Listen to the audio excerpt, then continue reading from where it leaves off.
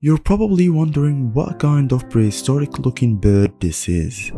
Meet the Southern Cassowary, one of the most dangerous birds on earth, native to the rainforests of Australia and New Guinea.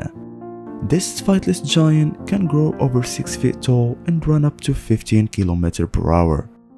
That helmet on its head, it's called a casque, and we're still not totally sure what it's for. Maybe to push through dense jungle or show dominance. And yes, those claws, they can slice through predators with a single kick. Respect the drip and the danger. And don't forget to like and subscribe for more wild facts.